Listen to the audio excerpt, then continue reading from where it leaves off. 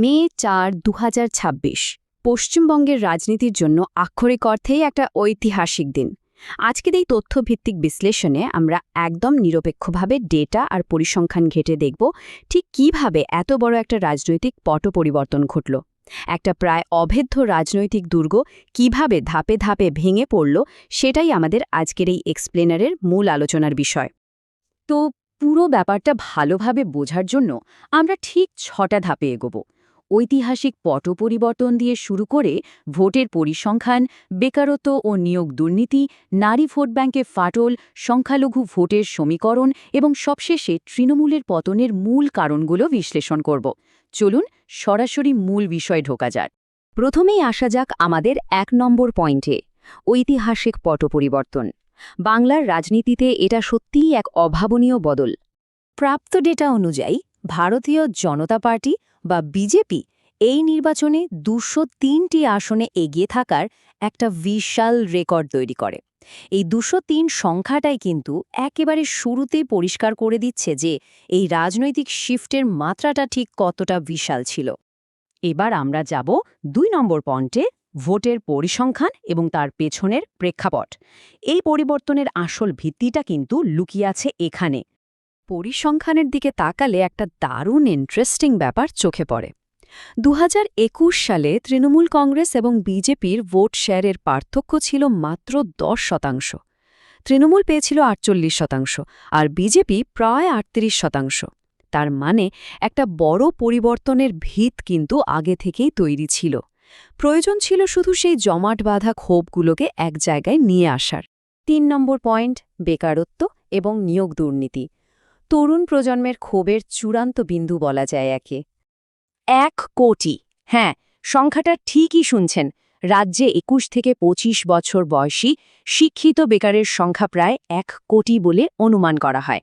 এই বিশাল সংখ্যক যুবক যুবতীর অনিশ্চিত ভবিষ্যৎ নিয়ে যে নীরব হতাশা ছিল, সেটাই পরবর্তীকালে একটা মারাত্মক শক্তিশালী প্রতিষ্ঠান বিরোধী রাগে বদলে যায়। তথ্যসূত্র জানাচ্ছে গত ২ বছরে ট্রিপল চুরি অর্থাৎ কয়লা, বালি এবং চাকরি চুরির অভিযোগ রাজ্য জুড়ে ব্যাপকভাবে ছড়িয়ে পড়ে। আর এই মারাত্মক অভিযোগগুলোই চাকরি প্রার্থীদের মনে থাকা প্রশাসনের প্রতি শেষ বিশ্বাসটুকু একেবারে চুরমার করে দেয়। পরিস্থিতিটা আসলে কতটা ভয়াবহ ছিল তা এই তথ্যগুলো দেখলেই বোঝা যায়। ২৬,০০০ শিক্ষকের চাকরি বাতিল আর ৩২,০০০ প্রাইমারি চাকরির মামলা আদালতে ঝুলে থাকা।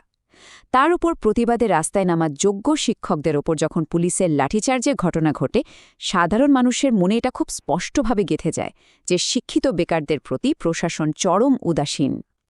এরপর আমরা আসছি অত্যন্ত গুরুত্বপূর্ণ ৪ নম্বর পয়েন্টে, নারী ভোট ব্যাংকে ফাটল। শাসক দলের সবচেয়ে বড় শক্তির জায়গাটা কিভাবে দুর্বল হলো সেটাই এবার দেখব। সরকারি প্রকল্পের উদ্দেশ্য আর গ্রাউন্ড রিয়ালিটির মধ্যে যে কতটা ফারাক থাকতে পারে সেটা এখানে খুব স্পষ্ট।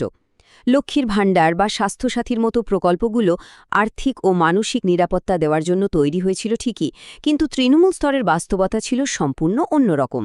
কাটমানি, স্থানীয় নেতাদের দাদাগিরি এবং সুবিধা পেতে বারবার হেনস্থার শিকার হওয়ার কারণে গ্রামীণ মহিলাদের মধ্যে গভীর একটা ক্ষোভ জমতে শুরু করে। আর এর পাশাপাশি যোগ হয় চরম নিরাপত্তা সংকট।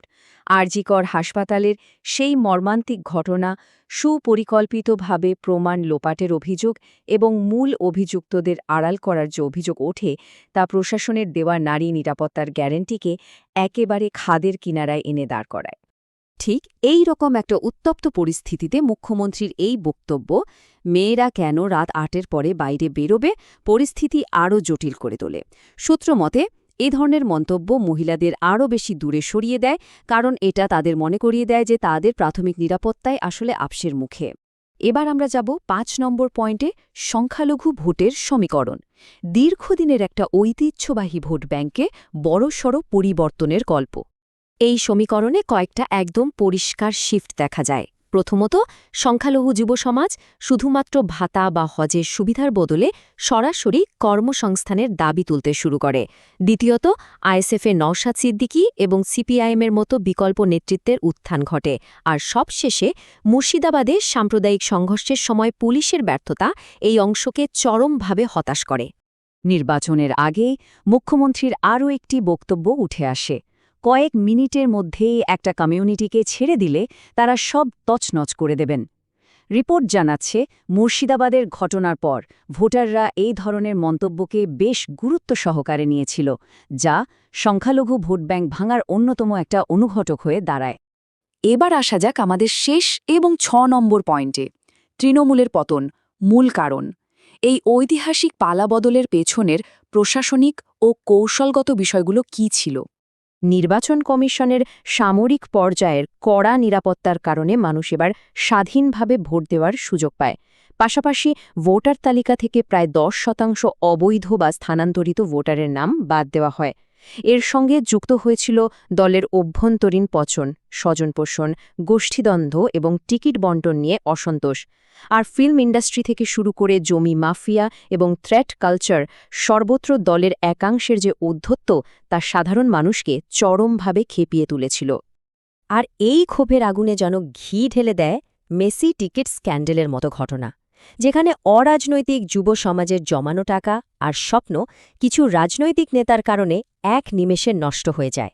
যারা কোনোদিন রাজনীতির ধারে কাছেও ছিলেন না, এই ঘটনার পর তারাও শাসক দলের বিরুদ্ধে সরব হতে বাধ্য হন। শেষ বেলায় এসে দুই দলের প্রচারের মূল পার্থক্যটাও ছিল একদম স্পষ্ট। একদিকে শাসক দল নির্বাচন কমিশনের কড়াকড়ি, খাদ্যাভ্যাস বা হিন্দি আগ্রাসনের মতো বিষয়গুলোতে ফোকাস করেছিল, অন্যদিকে বিরোধীরা চাকরি চুরি, দুর্নীতি এবং হিন্দুত্ববাদী ন্যারেটিভের মতো মানুষের দৈনন্দিন ক্ষোভের জায়গাগুলোকে সামনে রেখে প্রচার চালায়, যা অনেক বেশি প্রভাব ফেলেছিল।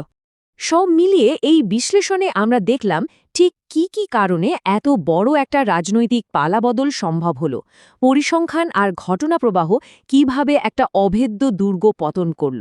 কিন্তু এখন সবার মনে একটাই বড় প্রশ্ন, নতুন সরকার কি রাজ্যে হারানো কর্মসংস্থান ও নিরাপত্তার সত্যি ফিরিয়ে আনতে পারবে?